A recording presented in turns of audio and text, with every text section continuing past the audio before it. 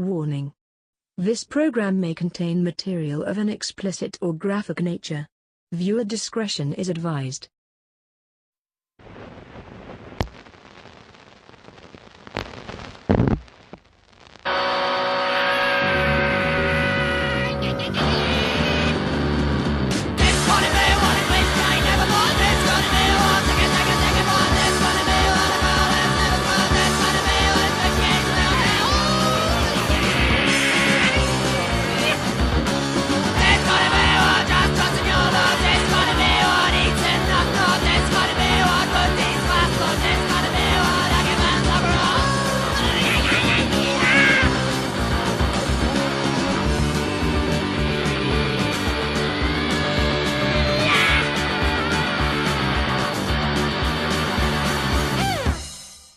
Broadcasting undead from the B ward, this is Mortem.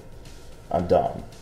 And I'm JD. Still a little bit under the weather. Yeah. All plugged up. Still fighting with it. Plugged up on one end and blowing it out the other. Yes, indeed. But I got to get over it soon because this Sunday, September 18th, I'm going to be wrestling at Slave to the Deathmatch 7 in Denver, Colorado. My 5th year in a row going out to Denver. So wow. I thought it was like third or fourth. Yeah, fifth. Wow. Yeah, 5th year in a row. So if you guys are in the Denver area, you want to come see me bleed all over the place like an idiot, tickets are available at primosprowrestling.com. That's Primos, like your uncle, your Mexican uncle. My Mexican uncle's name is Juan. Juan? Yeah. I think that's a good rating system for this week. Drunken Mexican uncles. The kind that think that you're your aunt when they're really drunk. they hit on you and then they're like, "Stop being gay, Holmes." Stumbling into your bedroom late at night smelling like tequila. Okay. But that's not the real announcement. We've been teasing for a while now. We're going to have a special announcement on this episode, which will be the top 5 cults. We're doing top 5 cults this episode. Yep. But before we get into that, we got to tell you a little bit about something near and special to our hearts. We're starting a cult. We are. Yeah. And it's all going to start with the first ever Postmortem live show. It's going to be free. You can come be part of the audience at Leisure Time Games, November 19th, 7 p.m. inside the Santa Maria Town Center main level. That's the mall here in Santa Maria, California. 159 Town Center East, Santa Maria, California, 93454. And we're going to be live. We're going to be... live and naked. Yeah, are they gonna make us like not say fuck? I don't think that I don't think he would do that. Okay, he listens to the show. Yeah, he knows what we're about. Yeah, he knows what he's getting into. It's very Postmortem. True. Yeah, it shouldn't be a mystery. Yeah, yeah. I've talked to him in person myself, so he knows what's up. So I don't know if I could not say fuck, especially in the mall. Yeah, like, definitely. Something about the mall makes me want to say fuck anyway. Yeah, I'm gonna get a corn dog. I'm gonna eat a corn dog like on the show. Live. Yeah. It's going to be good for the live audience, but not so much on the recording. So we want to say thank you to Kent at Leisure Time Games for providing us the venue. If you guys are local to where we're at, stop into Leisure Time Games for all your nerd accessories and cards, comic books, magic cards, and Pokemans, Manny Pokes, D&D books. Yes, those kind of things. So. All that shit that I like. We're very grateful for him giving us the venue for free. Yeah, that's awesome. Show's going to be free. Yeah. So, come one, come all. Be part of the show. Be part of the show. Get puked on. Maybe we should bring Biff. We should. I don't know if he would appreciate that. Maybe we can get Biff to puke on someone. Hey, your dog has a massive boner and he's scaring away my audience. Can you guys wrap this up now? Take it home, guys. Take it home. Time to take it home, indeed. Well, we're looking forward to it. It's going to be good. But before we get into our top 5 cults, we got some horror news for you. Horror news. Oh, yeah. Enough postmortem news for now? No. Time for some horror news. Stuff people actually care about. Yeah. Hey, if anyone comes far, Antoine, get on that plane. Yeah. I'll promise you one night with Dom. Also free of charge, just like the venue. I got some people who might say something about that. I'll hold him down. Time to make sweet hate. All right, what you got this week? So, an extended, even gorier cut of Fede Alvarez's contribution to the Evil Dead saga is being released on Blu-ray this month. Yeah, I heard about that. But also, on an AMA session over Reddit to promote his wildly successful Don't Breathe, Alvarez said that he and his production partner intend to write a follow-up to the movie. Although Sam Raimi and crew are heavily focused on the Ash vs. Evil Dead TV show, with the success of Don't Breathe, Alvarez thinks that he can develop the clout that he needs to get the Evil Dead sequel made that he wants to make. Awesome. So is it going to be like a remake of Evil Dead 2 as well, or its own movie as a sequel to his version? It's going to be his own thing, and one of the things that he specifically said is he wants to take it in a completely different, unexpected direction, because that's what every Evil Dead sequel traditionally did. Yeah, definitely. I wonder if the deer will be in there, though. I think the deer should be in all movies.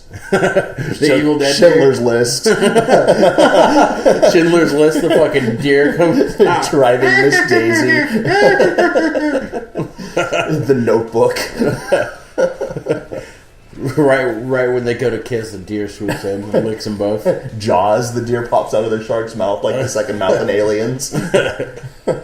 Well, that's awesome. I enjoyed the Evil Dead remake.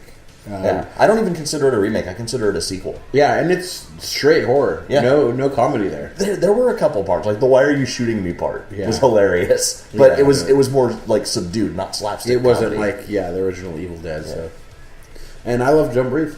Yeah, I have something to say about that later on today. It's awesome on this very here show. What a coinky dink! Yeah. My first bit of news I actually shared with you before the podcast because I was so excited, couldn't wait to come and talk to you here about it. Had to let you know a couple days ago. Beneath the Underground has released exclusive photos from the new American guinea pig movie, Song of Solomon. Yeah. You can check the photos out on their website, beneaththeunderground.com. Film is about an exorcism and is being produced by Unearthed Films.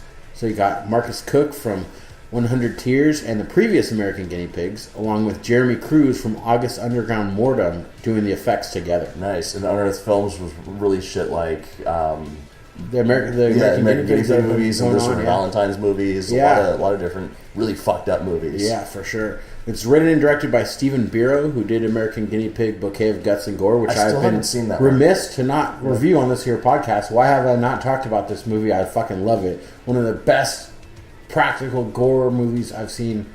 I can't even remember the last one. Nice. That impressed me so much. I'll let you borrow it. I have the actual I see the DVD sitting over on your shelf. Yeah, so I'll let you borrow that. Maybe we can do Dom and JD at the movies with that one going forward. So since I have not reviewed it for some reason. So combination of Bureau and Cook is the best American indie horror thing going today.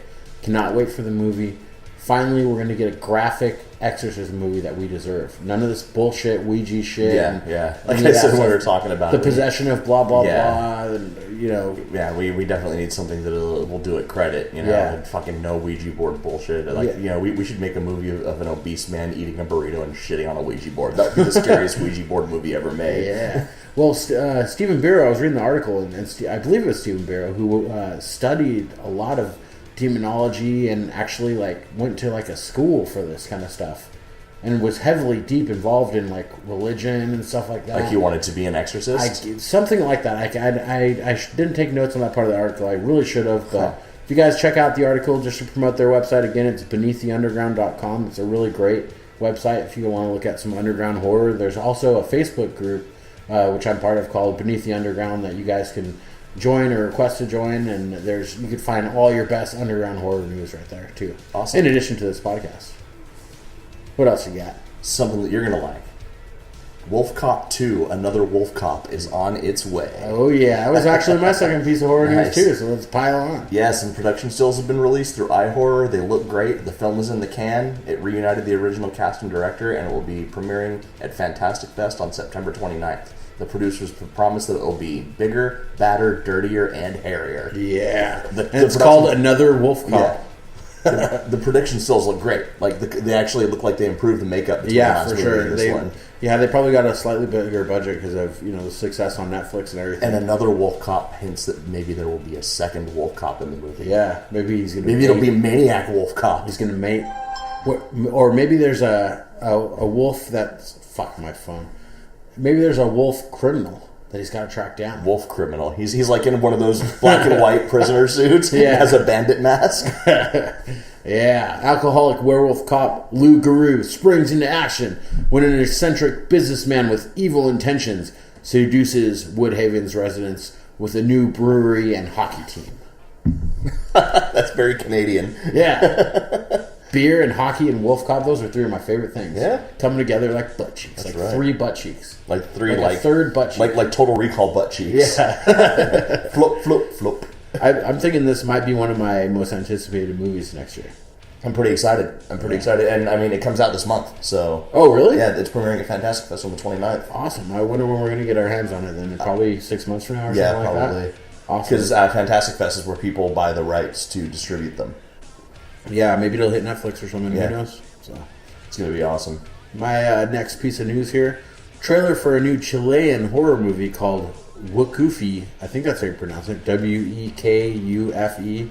El Origen de Mal, or Origin of Evil, has been released. It's the first film by Chilean writer and director Javier Attridge. It will soon be making its way to film festivals.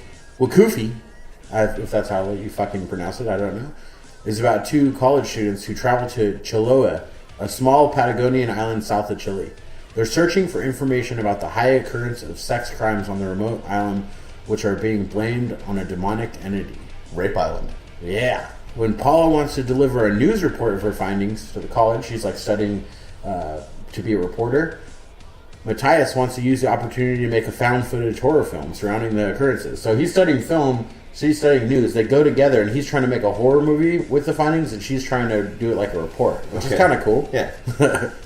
So the trailer looks like normal found footage horror, but the end has some creepy shit, and the poster looks awesome. The poster's really well done, nice. Like an old splatter movie or something like awesome. that. So, as we are fans of demon movies and cults, and this is the top 5 cults episode, want to get this on your radar and the listeners' radar. Try to give it a chance, even though we hate found footage. I'm ready to give Blair Witch a chance, even though I hate found footage. 100% on Rotten Tomatoes. What the fuck? Yeah, it's crazy. Yeah, a friend of mine hit me up, and she was like, "This movie has 100% on Rotten Tomatoes and it's found footage. What do you have to say about that?" I'm like, "I'm gonna go see it." Yeah, fuck. Well, not to compare this Wekufe movie to Baskin, but third world countries' first efforts lately have been pretty good. Yeah. And they need to be supported, because if it's half as good as Baskin, I'm ready to pay my money. Yeah, and it takes a lot more to make a movie in places like that. that. When they don't have the support, and it's not as easy, and the money's not there, so got to give them a hand and give them some support. So we'll talk more about that after we see it, or if we hear more information, we'll bring it to you as we get it. So cool. You got one more thing? Yeah, I got one more. Netflix has recently purchased the rights to director Anna Lily Amirpour's movie The Bad Batch. It's a post-apocalyptic cannibal western starring Jim Carrey, Keanu Reeves, Jason Momoa, and Diego Luna. Jason Momoa plays a cannibal who falls in love with the food, much to the dismay of the rest of his family. Amirpour, I think, knocked it out of the park in 2014 with her debut movie, which was a post-apocalyptic Persian vampire story called A Girl Walks Home Alone at Night. I have never seen that yet. I started watching it, but I didn't watch it all. Is it really good? It's really good. I was really sick, I think, really sick, and fell asleep like about 10 minutes into it, but I never really watched it. It's kind of slow in the beginning, so I could see where you would fall asleep, especially if you're not feeling good, but it gets really good. It's very, very weird, and it's very indie, but it was excellent, and she did that with almost no budget. So I'm excited to see what she can do with money and a cast of experienced actors. This film's going to be a continuation of the world set up in that movie, and that one kind of felt like Guy Ritchie with vampires in the world of Mad Max, where this one's going to be. It's being touted as Texas Chainsaw Massacre meets Mad Max. Keanu Reeves and Jim Carrey are both taking interesting turns into the horror genre, so I'm really curious to see where that goes. For sure. What's it called again? It's called The Bad Batch. The Bad Batch. Okay. Yeah. Cool. Looking forward to it. They've released some production stills with pictures of Jason Momoa, and he's all like tatted up and his hair's all braided up weird, and he looks like a guy who would fuck you up in a post-apocalyptic setting. Yeah. Mad Max-ish kind of horror. That's good. Yeah. Always like the post-apocalyptic shit. Yeah. So. And her vision of a post-apocalyptic world is set in A Girl Walks Home Alone at Night was really interesting because, like, people still tried to hold on to modern things. So, like, there was a drug dealer who still tried to, like, wear tracksuits and dress pimp. Yeah. But then he had metal teeth. That's cool. Yeah, so she's definitely a very creative director with a very interesting eye for a twist. Is this one going to be black and white too? The stills are color. Oh, cool. Cool. Well, we're going to take a short break. We'll be back with the good movie and the bad movie after I wash these fucking giant horse-sized antibiotics down with a beer. Just like the doctor ordered. He said, shit in a bucket afterwards. JD, I want you to go. I want you to drink a bunch of beers and take these giant fucking pills. And it'll make you shit your pants. I may or may not have shit my pants yesterday. Yeah. Was he wearing a doctor's mask while he said that? In a lab coat? It was just a guy in a white van. He just handed me a paper bag. He said, "Here you go." And it was just a handwritten paper bag that said antibiotics, but he spelled RX. He put a Z instead of an S at the bottom. All right, we'll be back after this. Hi, thanks for listening to the Postmortem Podcast. If you want to support us, go to our website at www.postmortemshow.com and click the Amazon link. By clicking on the Amazon banner, Amazon will give a small percentage of the purchase price of your item back to the Postmortem Podcast at no additional cost to you. That's right. It doesn't cost you any money. We get money. You want us to keep doing this? You want more Doug Jones talk? You want more dick and fart talk? I don't care. We're going to do it. Fund our filthy, filthy habits. Yes, and they are many and they are fast. And most of them aren't legal. Yes. Click the banner. Just do it. Come on, don't be a dick. Give us money. It's time for the good movie. And the bad movie. Yes. I'm excited. I feel good. This might actually be the live podcast. I might die before then, so it might be an undead podcast just like the rest. I'm gonna put my hand up your ass and work you like a puppet, like I do every other show. Okay. All right, what you got this week? My bad movie has a fantastic title, but it's a bad movie. Aw. It's called Inseminoid. Oh yeah, you were telling me about that one. AKA Horror Planet for American audiences, but in England where it was originally released, it's called Inseminoid. Nice. And it was produced by some of the people who had founded Hammer Pictures, but after Hammer had collapsed. All right. So it's not very good. It's made in 1981. It's a sci-fi horror film directed by a guy named Norman J. Warren. And the story is that a crew of interplanetary archaeologists is threatened when an alien creature impregnates one of their members, causing her to turn into a homicidal cannibal. How can you fuck this up? Yeah, is there a giant sperm like in Chillerama? No. I'll tell you how it can be fucked up. So technically this movie was a mixed bag. It had a budget to work with, which was reflected in the sets. All the sets looked good. The camera work, the lighting, all that stuff was pro. It created a strong mood even when nothing was going on. It fell off when it came to the costumes and creatures effects, though.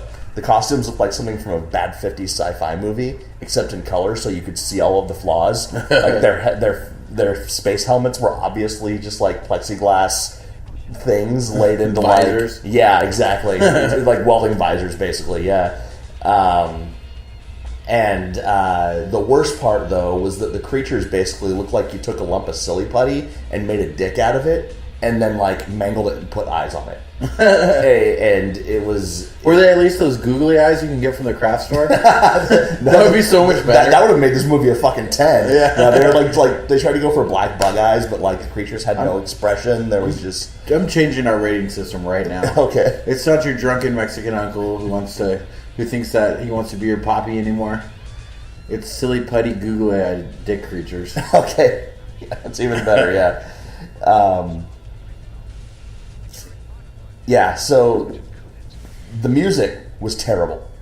Terrible. It was like they tried to do this synthesizer, like, heavy, moody horror score, but then this funk keyboard player kept breaking into the studio.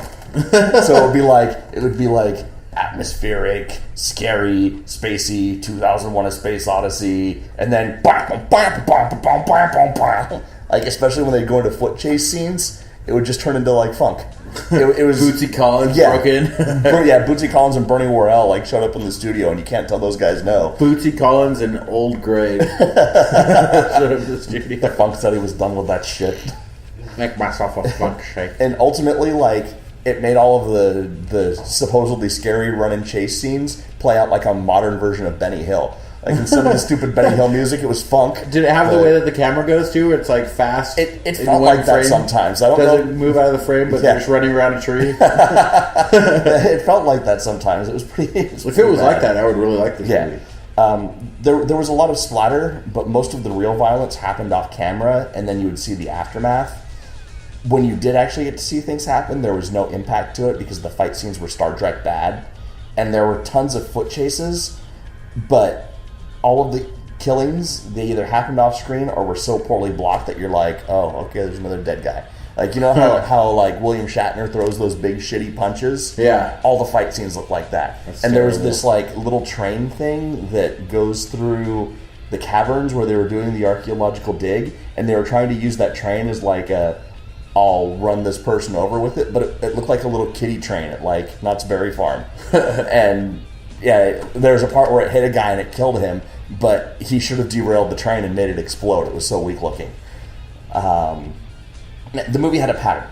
Something would happen, there would be a foot chase, someone would die, and then the chick who was impregnated by the alien would have space contractions and writhe and scream on the ground for 3 minutes. And the director had this really weird fascination with the roof of her mouth, because when she would be laying on the ground screaming, he would always center the camera so that it was like pointed right up her mouth and you could just see the roof of her mouth the whole time. It was like a dental instruction video. And yeah, I've never ever in my life wanted to look at the roof of someone's mouth for minutes on end. You said that this is it's on YouTube, right, for free? Yeah. Movie's biggest fuck up though is the scene where the woman is impregnated by the alien. She's literally kidnapped and raped by an otherworldly creature. The scene should be disturbing, it should be violent, and it's not. There's no tension, there's no edge, there's no sense of helplessness. She just fucking lays there and screams and takes it while crying. And it comes off more anything else like, fight, bitch! Fight! Oh, there's the roof of her mouth again. Oh, God. Yeah. So now you ask, Dom, how could you expect a movie called Inseminoid to be good? To which I counter, how could you fuck up a movie called Inseminoid? This movie should practically write itself. How could you expect a Dude Broke Party Massacre 3 to be good? Yeah, exactly. How could it not be good? It's the same thing. Yeah. They fucked this movie up because they played it totally straight.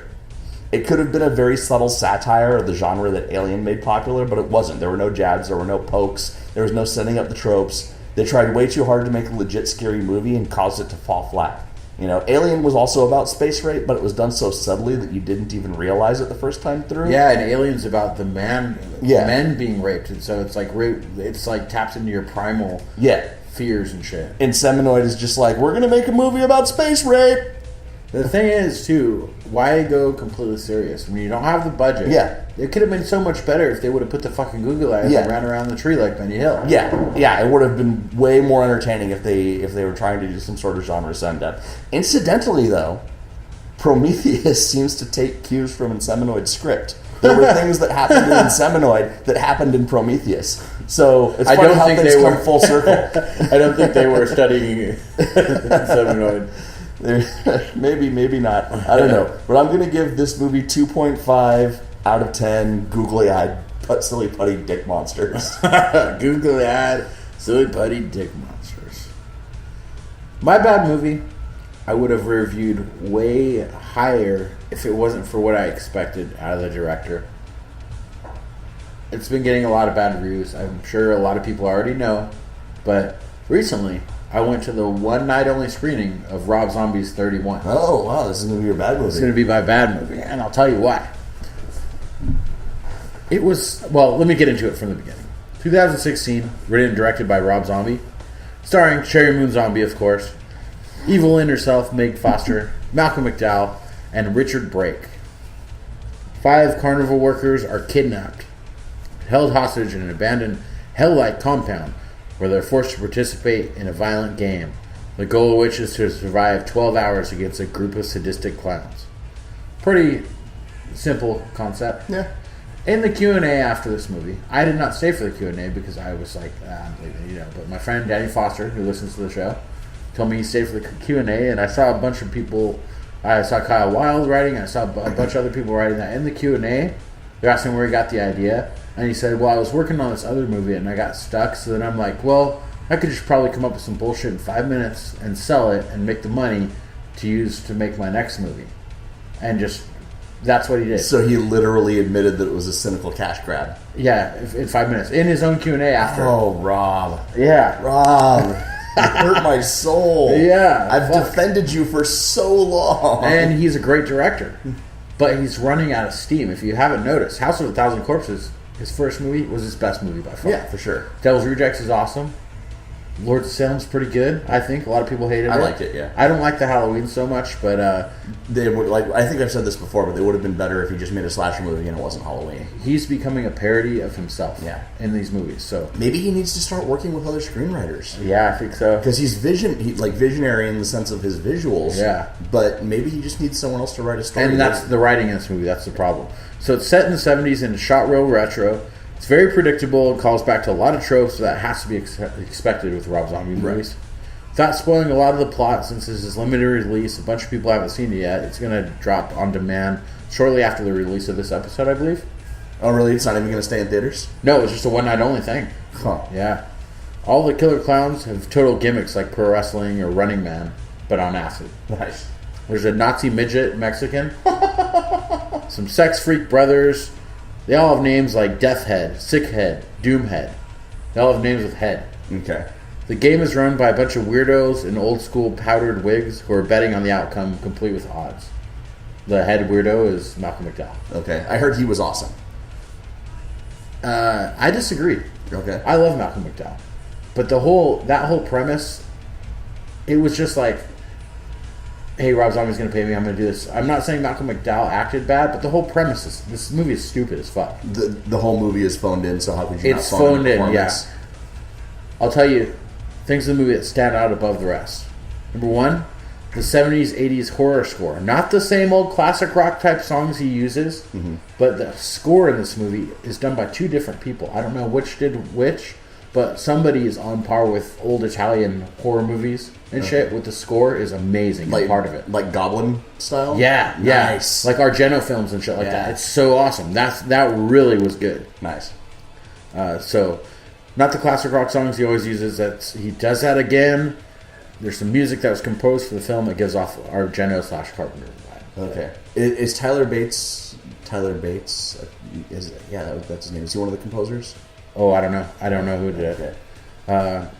Number two, Richard Brake as Doomhead. This dude nails it. He's the breakout performance. Okay, maybe he was the one that I heard was awesome. He's the only thing in this movie that holds it together to make it even to where I say see it. See it for Doomhead. Okay. He's awesome. He delivers a great monologue in the cold open that was featured in one of the trailers, I believe. And he's a great creepy character. I don't know why I haven't seen much else of him. Not Doomhead, but Richard Brake. Yeah. Dude fucking kills it. What else is he in? He's been a minor character in a lot of stuff, but never on this level. So if you look at his IMDb credits, he has like 50 credits, but minor roles. Right. So Rob Zombie's, like I said, becoming a parody of himself. He does the same things where he'll freeze an image of someone screaming or something, but the music will still keep going and stuff. It's basically like the credits, Devil's Rejects style credits and stuff like that. The plot of this movie makes no fucking sense. You don't care about anyone. There's no likable characters, really. Maybe Sherry's the most likable character because it's Sherry, Right. But it's just, fuck, Rob, come on, man. So much better. I could see so much better coming from him. But, like you said, he came up with the concept in 5 minutes, sold it, wrote it, and filmed it. So. Shat it out, painted it gold, and served it up. Exactly. I'm not saying I don't recommend seeing it because it is better than a lot of recent horror movies, but this is definitely not his best. I would rank his movies House of a Thousand Corpses, then Devil's Rejects, then Lords of Salem, then the Halloween remake that I hate, Part 1, then 31, then the Halloween 2. Okay. So this is one of his worst. I did not like the Halloween 2, care for that at all, but I don't even really remember it. I think I only saw it once. yeah, it was Where does El Super Bisto fall into that category? I would say El Super Bisto is probably after Devil's Rejects, before Lords of Salem. Yeah, I'd say the same. Yeah. IMDb at the time of me writing down this review, which was right after I left the theater, IMDb said 6.2. I'm sure it's dropped by a lot since people probably got it on there. Yeah. I would give it a 5. Okay. But I'll give it a 0.5 for Doomhead and a 0.5 for the Nazi midget. So I'll give it a 6. Okay. But so that's it's still generous 6,6, though. It's a generous 6 because Doomhead was so fucking good. The Nazi midget cracked me up, but this is not a good movie. It's not. It's rated higher than some of our bad movies, but it's still not a good movie. It's not a good movie. If this was his first movie, his career would have tanked.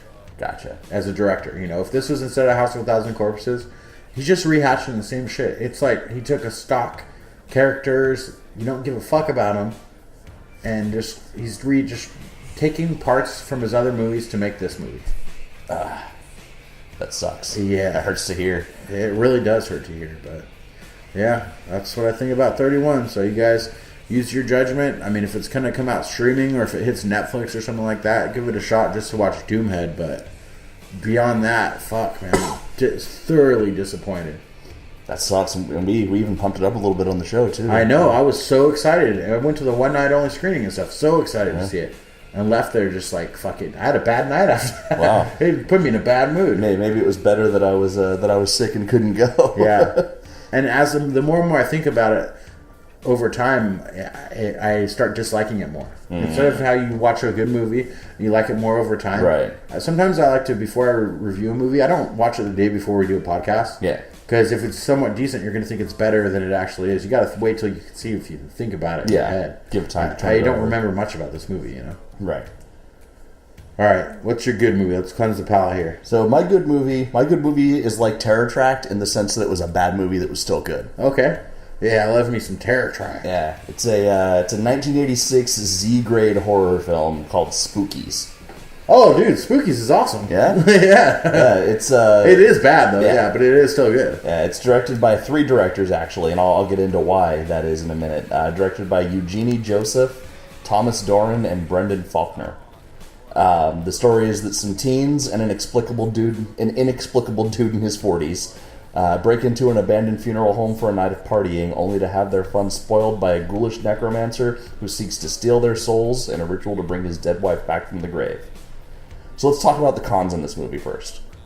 The acting is terrible across the board. Yeah, that's very true. The characters are annoying stereotypes. The comic relief has a fucking puppet.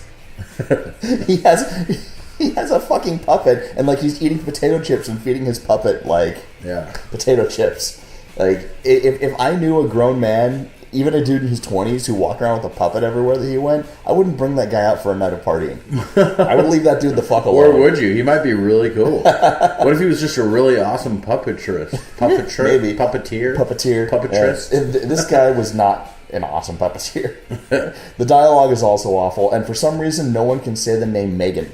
There's a character named Megan, you can call her Megan, I guess, but people are calling her, Megan and Megan, and, I don't know if it was a running joke or what, but, nobody ever said her name right. And also, the sound mix is inconsistent and often muffled or tubed out, and the editing is choppy as hell, but in its defense, the choppy editing comes from the fact that the movie is actually comprised of 2 different movies, one called Spookies and the other one called Twisted Souls, that were re-edited together into a single film. I never knew that. Yeah, I guess somebody started making Twisted Souls, and then the studio tanked.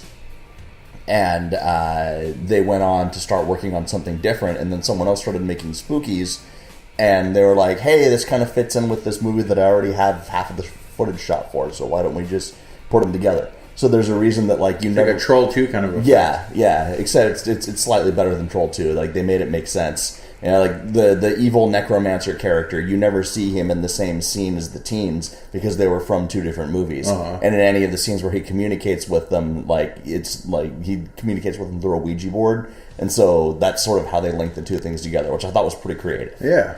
Ouija board. You were liking the use of a Ouija board. Yeah, that was good use of a Ouija board because it didn't open a fucking interdimensional thing, and it was still being manipulated by an actual person. God damn it! Let's talk about the pros of the movie, though. It had a fun story. It had really good cinematography. It had a really classic score, and mostly great creature effects for the time and budget. And let's talk about the creatures. We had werecats. We had a ghoulish necromancer with pulsating forehead veins. We had talking severed heads, demonically possessed people, rotting zombies, constantly farting muck monsters, imp children, flesh-hungry snake goblins, shape-shifting slime creatures that conduct electricity through their tentacles that melts people's faces, demon witches, an Asian Spider-Woman, and the Grim fucking Reaper himself. On a partridge in a pear tree. It's seriously the 12 Days of Halloween. My favorite were the Muckmen. Like, they come up out of the ground, these two teens are in the basement, and the dude's, like, trying to fuck his girlfriend. He's like, hey, I'm Joey, the horny ghost! And he's trying to fuck his girlfriend, and then, like, these hands come up out of the ground and start pulling her into the mud, and these monsters come up out of it, and, like, every step they take, they're like... I gotta rewatch that shit. I haven't seen it since I was a kid. It's on YouTube. It's at 85, right? Or somewhere around there? 86, yeah. 86. What was Gremlins, 85? I think so, yeah. They took a little bit from Gremlins too, huh? Oh, yeah. They took a little bit from everything for this movie. But the way they shot it, it looked like it was made in maybe like the 60s or the early 70s. Yeah. Not necessarily with the shitty film stock, but the way everything was lit and like very colorful. Yeah. The sets were great. The whole thing was a haunted house exploration movie, and every setting was unique to the scene, and that made it look great.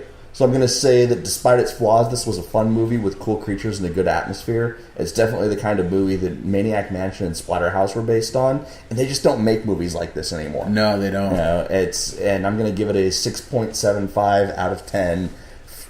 Silly putty, googly-eyed dick monsters. I didn't even say that. Yeah. 31 doesn't even get the dick monster. No googly eyes for 31. I'm just so sad about it. Yeah. It's hard for me to even give it a 5. Yeah. Because I was just so disappointed. Yeah. If you would have told me, JD, there's these 2 movies coming out, and you would show me these production deals, and you'd even show me the trailers of the 2 films, and you'd say, here's this movie by Rob Zombie about a bunch of rapey clowns that are all killing people and stuff like that. And here's this other movie about a blind guy that you're stuck in his house. He kind of looks like Kevin Nash. He's Ike Clannon from Tombstone. Really? Yeah. Huh. My dog don't go around here, Sabby. He's Ike Clannon. Okay. If you would have told me Don't Breathe was going to blow 31 out of the water, I would have thought you were crazy. A crazy person would only say that. But guess what? I saw another movie. You'd say, they're all going to laugh at you! Yeah. I saw another movie in theaters recently. 2016, written and directed by Fede Alvarez, who made the Evil Dead remake, as we said. Don't Breathe. This is awesome. If you guys can see it in the theaters, at the time of this recording, it'll probably be almost on its way out, or at the time that this episode hits, I should say. But try to catch it in theaters, because it's a tense movie, and the big screen experience is what really makes it. Nice. I think if I would have saw it on DVD or something like that, I wouldn't have liked it as much as I did in the theater. But in the theater, this movie's pretty badass. So, stars Ike fucking Clanton, Stephen Lang, Jane Levy, and Stephen Minette. A group of amateur thieves break into the home of a blind war veteran who got a 6-figure settlement after the accidental death of his daughter via rich girl vehicular manslaughter. So, okay. Little kid gets hit by a rich girl, gets a settlement. It's pretty awesome, super tense, keeps you on the edge of your seat.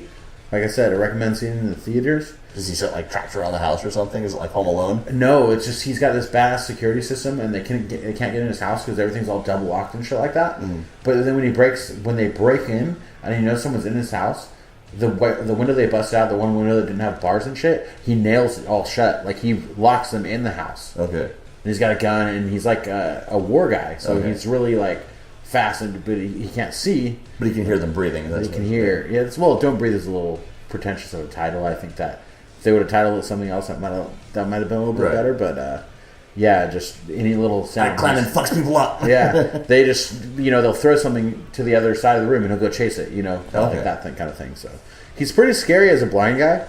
Keeps the house locked up super tight, and you find out why a little later.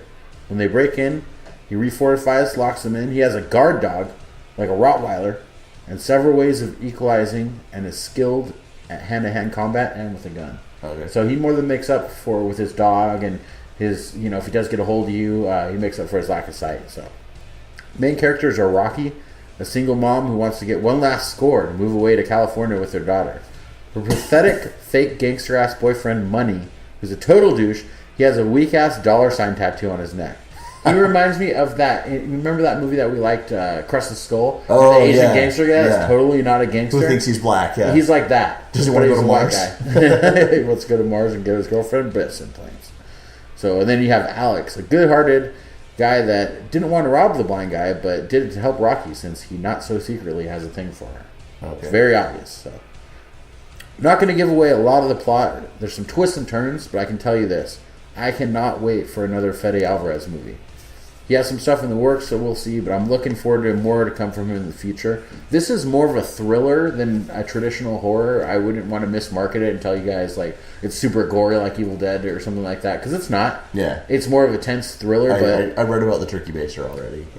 Yeah, don't say anything about that. The listener. There's some good stuff. It's all over the internet already. Well, but some of the listeners avoid spoilers, like myself, so... We don't want to spoil here, Dom. This is a brand new movie. Not even out on DVD yet. We're not going to say anything about those kind of things. At the time of my review, Rotten Tomatoes was giving this 86% and IMDb 8.0, which are both high for a horror movie and well-deserved. I'm going to give it a 7.8. Googly-eyed, silly putty dick monsters. 7.8. Strong. Yeah? For like a thriller like this. Yeah. Not a lot of gore, no humor. Besides maybe that stupid fucking guy, but unintentional, yeah. Right. So, Fede Alvarez has proved that he could do gore with Evil Dead. Yeah. He's proved that he could do tension without gore with this. Yeah. Fuck, he could be a total package. Yeah, I'm looking forward to seeing what he's going to do. Because the gore in Evil Dead was spectacular. If you guys have the choice between watching 31 and Don't Breathe, don't sleep on Don't Breathe. It's good. It pains me to say that Don't Breathe is better than 31. Huh? I feel weird saying it. You know, when the words are coming out of my mouth, I'm like... I don't know what's happening. Feel dirty. Yeah. Maybe it's a sickness. Maybe I have a fever. So, top 5 cults. Yeah, I got a good list. I got a good list too, and some honorable mentions.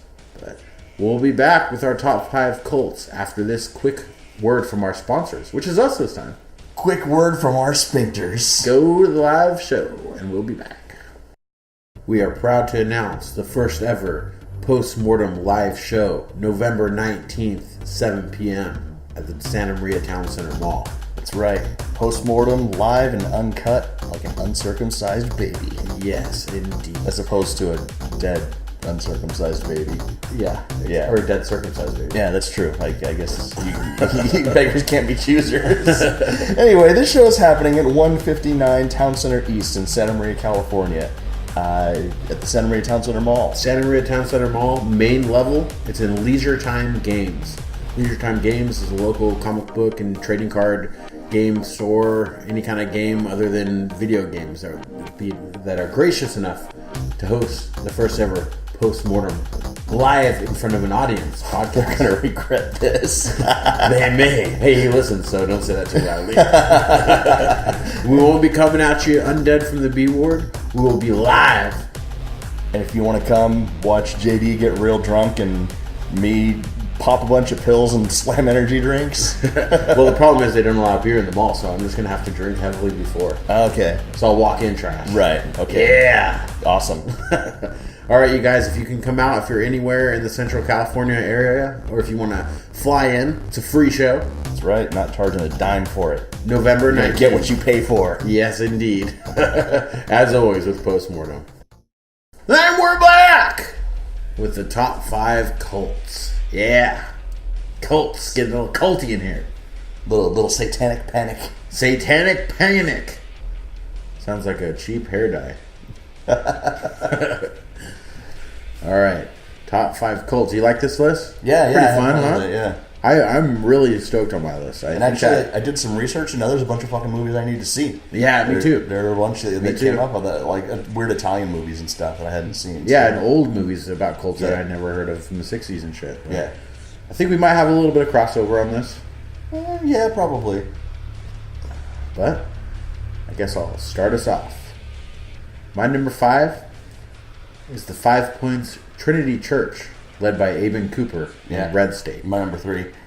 Okay, see, we're going to have some crossover. Yeah, we got some crossover. It is like a congregation, so it kind of is at the border of a cult because it is kind of like a church, like a whole church, but it's the Westboro Baptist Church, basically. It's a fucking cult. Yeah. So, all right, we'll wait to talk about that till number 3. What's your number 5? My number 5 is it would have been higher on my list, but you don't really see the whole cult. You only see certain members of it. But it's from a movie called Faults, and the organization is called Faults. Have you heard of this movie? No, I never heard of it. It's a indie horror kind of comedy about this guy who is a professional, or was a professional cult deprogrammer. Like, where they would take people who were members of cults and their family would go kidnap them back, and then he would basically get them to stop believing in all of the cult. Okay, break the spell and shit. But he was shitty at his job and he fucked up. And so he was disgraced, but he had written a book on cult deprogramming. And his life was sort of, fucked up in a mess, and he was living out of hotels and like. Is it based on a true story? No. Or? Oh, okay. No. He was using like counterfeit vouchers to get free meals at hotels and shit. Like, he's kind of a scumbag. Yeah. And this family shows up and is like, "Hey, we read your book and we want you to deprogram our daughter." And he's like, "I'm not really allowed to do it anymore. Like, fuck off, go away." And they're like, "No, you're our only hope." And so they finally convince him to do it, and they go and get the daughter, and he's locked in a hotel room with her parents in the adjoining hotel room, and they get a certain amount of time with them. But as he deprograms her towards the cult, she starts programming him into it. Oh, that's awesome. And then there's a really fucking cool twist at the end. Cool. Very, very smart movie. A lot of very, very uncomfortable funny moments. So this is a indie, like, low-budget movie? Yeah. I gotta check it out. It's completely carried by the actors. Faults. Okay, I'm gonna write it down right now. Yeah. Very good movie. I'm looking forward to that. And the organization is called Faults because, like, they basically believe that every human being has faults, and your faults make you who you are as a person. Yeah. And you need to embrace them. Yeah. And so, she starts talking about the flaws in his life while he's trying to talk about the flaws in her logic. And more he can't find flaws in her logic. Yeah, that's cool. Yeah. I'm going to check that out maybe tonight. So I think it's on Netflix. I think that's where I saw it. Either Netflix or Amazon. Okay. I will definitely be looking for it. So my number 4 is the Astraeus Cult from Starry Eyes. Starry Eyes is one of the best movies I've seen in years. Great movie. I love Starry Eyes. That's on my honorable mentions. It's horribly underrated. Very. We're going to talk about the Neon Demon later, right? Yeah. We'll talk on a future episode. Okay. I'll just say right now, Starry Eyes is the better version of the Neon Demon. Yeah, exactly. For sure. Great cult, great story, great acting. Yeah, like Neon Demon is almost stealing from Starry Eyes, but about modeling instead of about being an actress. So yeah. Starry Eyes, great movie. Did not go in directions I thought it was going to go. No, it didn't. Excellent gore. Yeah. Very good practical effects. Yeah.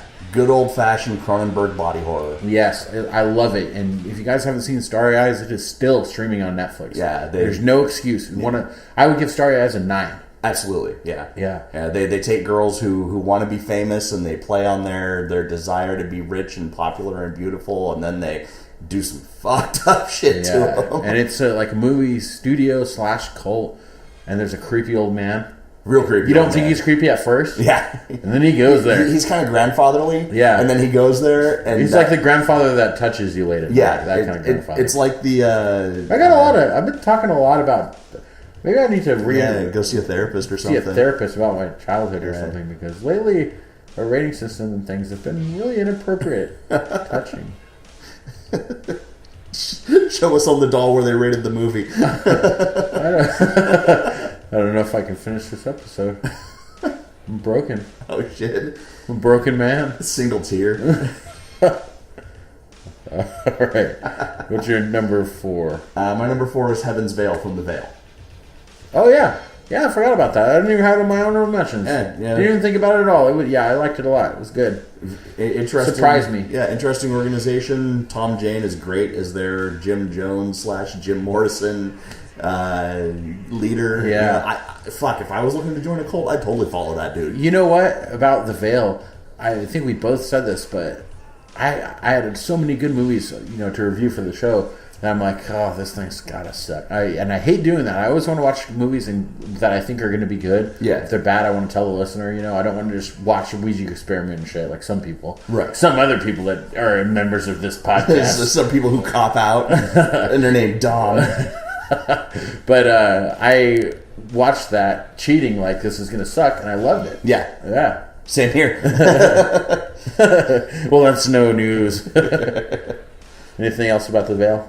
Great movie. It's still on Netflix. Ignore the fact that half the cast is annoying because they even do well with the annoying people. And Tom Jane just owns the movie. Yeah, for sure. He kills it. My number 3, I actually dug deep and cheated and reviewed this as a good movie.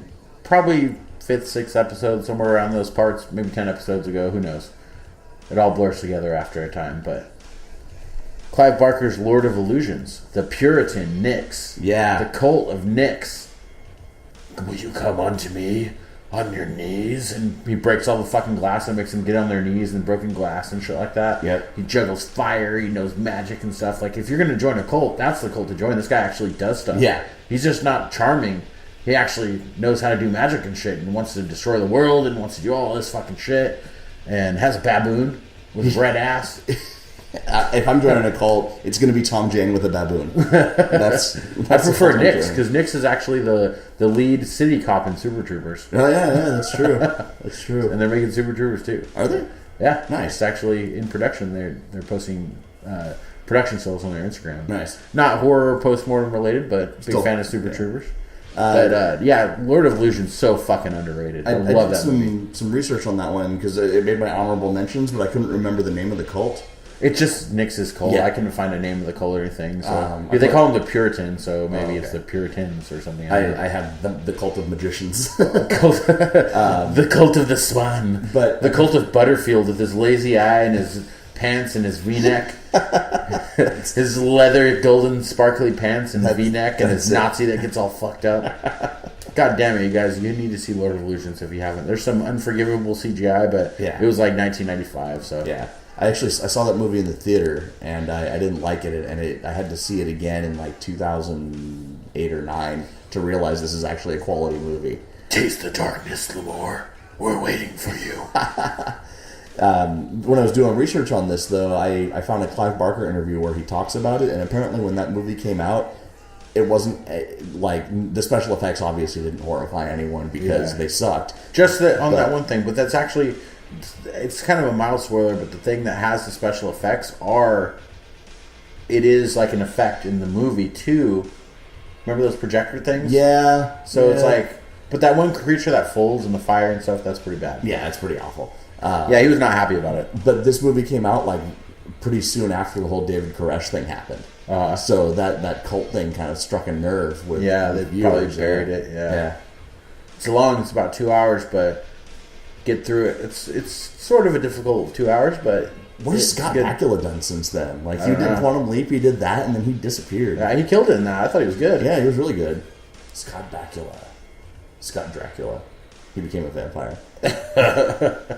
God damn it. Give me your number 3. My number 3 is The 5 Points Trinity Church from Red State. Oh, yeah. All right. Cool. Just a solid movie all around. It is. And you know what? I didn't know what to expect from a Kevin Smith horror movie. Yeah. The first half is much better than the second half. It kind of goes into like an action movie. Yeah. Like the second half is like a shootout action movie. Yeah. And I did not want John that. Goodman losing his shit. Yeah. But there's some good stuff in this. The sheriff nails it. Yeah. The beginning too. It's 3. So how these 3 boys are kidnapped is they answer an ad or they post an ad like on a sex website that they're all going to bang some like middle-aged lady, like a MILF, and they go to her little small ass trailer and she feeds them beers because they all think they're going to bang her, but then they're drugged and they fall asleep. And then a bunch of dudes drag them off to a church where they are put in cages and tortured. And there's like little kids there. Yeah. It's very strange. Yeah. They're like in the middle of a church with the sermon going on. And yeah. And that dude's sermon. What's the actor's name? It's the guy from Tusk. It's the same guy as the old man in Tusk. Yeah. That guy's just a great fucking intense, creepy, like... Yeah, great character. No matter how ridiculous what he's saying is, he seems to believe it. Yeah, and he's very charismatic. Yeah. And it comes across. That's when I loved Tusk, when that part happened. Yeah. Another underrated movie. Kevin Smith should stick to horror. Yeah. My number 2, I'm surprised if we don't have any crossover, it may be on your honorable mention, is the Mbokan Congregation in Dagon. Oh, fuck, that didn't cross my mind. Yeah. The Esoteric Order of Dagon. Yeah. Invoca, blah, blah, blah, blah. And the fish lady. Yeah. They have the fucking cult. Turn people into fish people. Fucking fish people. They The sacrifice fish to lady Dagon. was in Witching and Bitching also. Oh, really? She was the kid's mom. Oh, cool. I didn't know. Yeah. Yeah, She's she older looked now. I mean, familiar. it's been She about looked 15 familiar, years. yeah. Yeah, same weird big eyes. Yeah. And she's an opera singer, and she's super popular in Spain. I thought she was a succubus in VHS at first. That girl looks a lot like Yeah, her, yeah. with There's the some big eyes and similarities. shit. Yeah. But yeah, in Dagon, it's based on the Shadow over Innsmouth. Yeah. H.P. Lovecraft, and it's a great cult. They make sacrifices to Dagon because they can't get any fish anymore, and all of a sudden they start getting gold and shit like that. Yeah. And the people start to change. Turn into They start to change. tentacle people. They hold rags over their faces and stuff. I love how they do that. How instead of just having straight old fish people, everyone's a little different and fucked up, and they have like rags over their hands or their face where they're changing and shit like that. And even the priests. gold that they get from Dagon, like even that is fucked up and fishy. Yeah, it looks like Cthulhu and shit. Yeah. Yeah, I fucking love Dagon. That's another movie that's super underrated. And how Stuart Gordon nails it always. Brian Yuzna. They managed to make the chick who leads the fish cult like attractive and fishy at the same time. Like that's hard to do. But as we say at the end of every show. I would not throw it back. Yeah, and the gore, it's super gory. What happens to the old man and the main character at one point, and his gills when he starts getting gills, like that looked so good. Yeah, and even the CGI monster. Yeah, it looked all right. It don't for look what it was. bad for that 1996 or whatever, 1998, whatever it was. But Yeah. I could only find the Imbocan Congregation. You said it was called what? The Esoteric Order of Dagon. That's what it's called? Yeah. Okay. But in Spanish. El Orden Esoterico de Dagon or something like that. Yeah, I couldn't find that. There's a great video game called Call of Cthulhu Dark Corners of the Earth that's also set in the same time period as Shadow over Innsmouth. And it really feels like there's crossover between the movie and the game. Oh, cool. It came out for the original Xbox. Yeah, Dagon is like, it's mainly filmed in Spain, right? Yeah. Yeah. Most of Brian Uson's movies are now. Yeah, and it's English, but a lot of Spanish too. I love the way she says Dagon with her Spanish accent. Dagon! Dagon! No, don't leave. Number two? My number two, I don't know the actual name of the organization, but it's the torture/enlightenment cult from Martyrs. That's my number one. It's your number one? All right. My number one, so let's just go into it. All right. I just put Mademoiselle's cult, because Mademoiselle is the only name of the lady. Yeah. With the big rim glasses. And the too much makeup. The too much makeup and the do-rag. Yeah, exactly. And if you guys haven't seen Martyrs, what are you doing with your life? Not the American version. Yeah, not the American, but the French. Probably my favorite horror movie of the last 20 years. It's fantastic. Yeah, it's great. If not the best, the top 5. Yeah, for sure. And you think it's going to go one way, and then it goes a completely different direction. I'm sure everyone that's listening to this podcast has seen Martyrs, but I don't want to talk too much about this. Yeah. I was just going to leave it up to the imagination a little bit.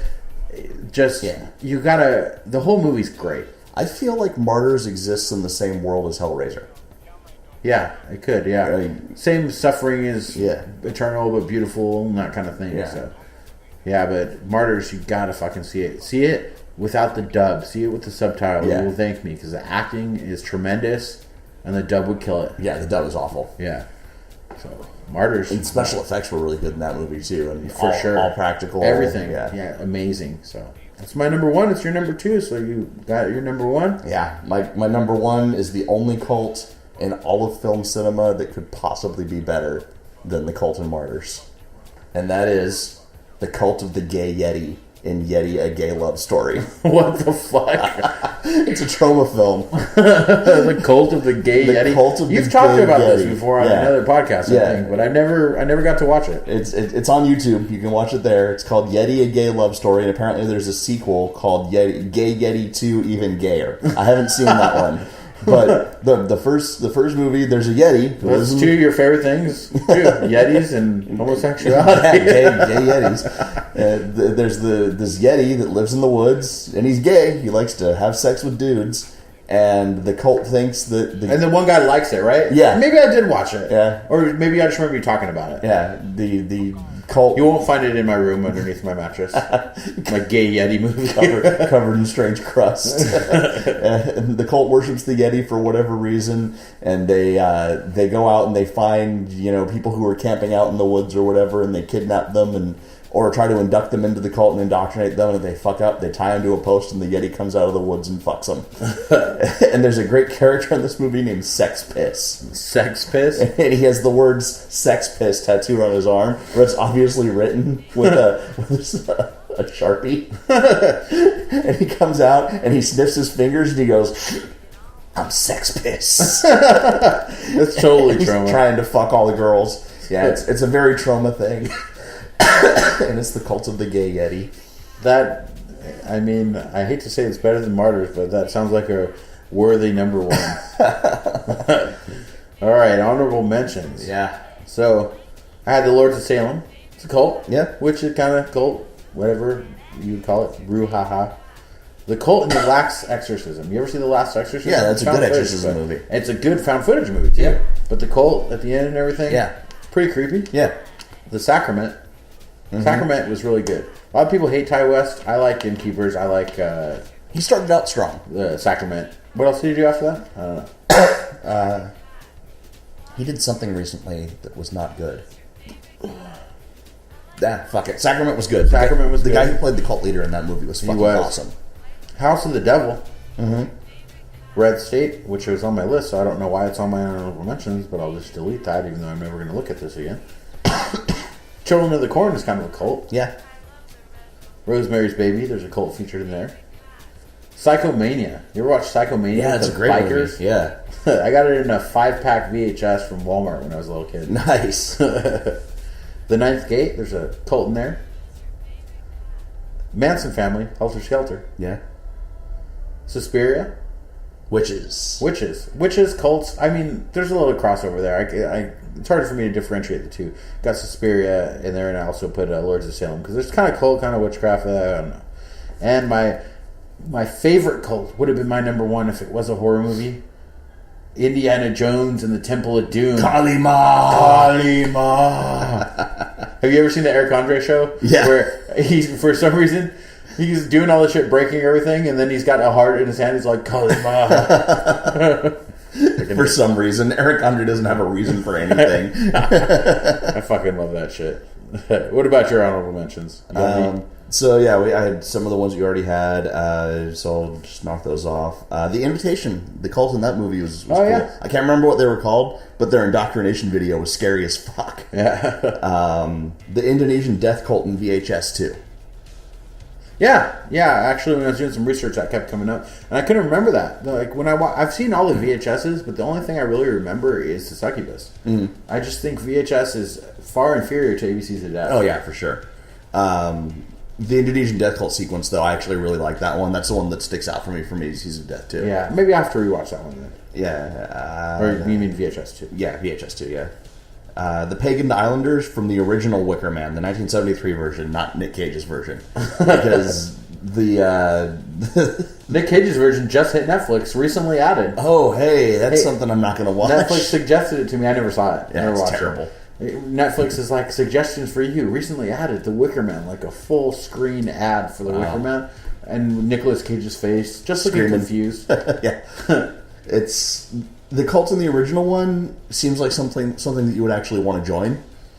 And in the Nicolas Cage version, it's fucking laughable. Like, you don't even see much of it. You just see him like, what's happening? I'm confused. Oh, my hair is flopping around. Yeah. I'm doing weird things with my eyes. The Firefly family and House of a Thousand Corpses, they were kind of cult-like with their worship of Dr. Satan and their ritual that they were doing. I guess you could say that. Yeah, I would say they're more of a family. Like when we do top 5 families, which we will do someday, they'd definitely be on the list. Yeah. That's why they were on my honorable mention, because they're not technically like out trying to recruit people. They just kind of had their own little ritual practices. Yeah. And that's it. All right. Yeah. Well, you guys, we do have some lists on the back burner we've been talking about. Devils and Demons. Number 2s. Top 5 number 2s. The second movie. Not in a series. Number 2s. Top 5 shits. The worst sequels ever. We have a bunch. families, all that stuff. Animals. Mullets that aren't dentists. Mullets that aren't dentists. That's on the list. We have a lot on the list, I but watched a movie that had we a need fantastic more. mullet recently. Really? Yeah, one that you spiders. Oh yeah, Spiders has a Yeah, badass mullet. Great mullet in that. You got the movie. glasses? Yeah. Yeah, badass. Yeah, mullet. he's like a surfer nerd. Yeah, With he's a Jerry awesome. Curl mullet. Jerry Coyle mullet and the glasses. Yeah, but if you guys want to suggest your list, as always, you can email us at postmortemshow@gmail.com. We will read your list on the air. And we'll mention you by name. We'll mention you. We'll credit you. You'll go down in the annals, not the anals, the annals Go down in the annals of postmortem history. The history. annals. And November 19th, live postmortem podcast, Santa Maria, California. You guys come on out. It's free. Come hang out with us. Come have a buy beer with us. Food and drinks at Red Robin Yeah, afterwards. so that's actually what we're going to do. Listeners want to come and have some beers afterwards at Red Robin? We're all for it, so They have a really good beer milkshake. that's At Red fucking Robin. sacrilege. It sounds like it would be disgusting, but it's I'm actually a pretty good. connoisseur of fine beers. You can tell by my Keystone Light over here. It's because of the antibiotics. I had to drink light. It's like drinking water. His doctor said to hydrate yourself. This beer has electrolytes. Sports drinks have nutrients. It's what plants crave. All right, that's it for cults. I'm all culted out. Yeah. I'm about to zonk out and take some NyQuil. I feel like shit. Yeah, I'm going to go home and continue reconstructing my satanic altar now that I know that I don't have to move anymore. All right. So, as H.P. Lovecraft once said while being indoctrinated into the cult of post-mortem, googly-eyed, silly putty dick monsters. which is the same as the cult of post-mortem. Exactly. If it smells like fish, Throw the fucker back.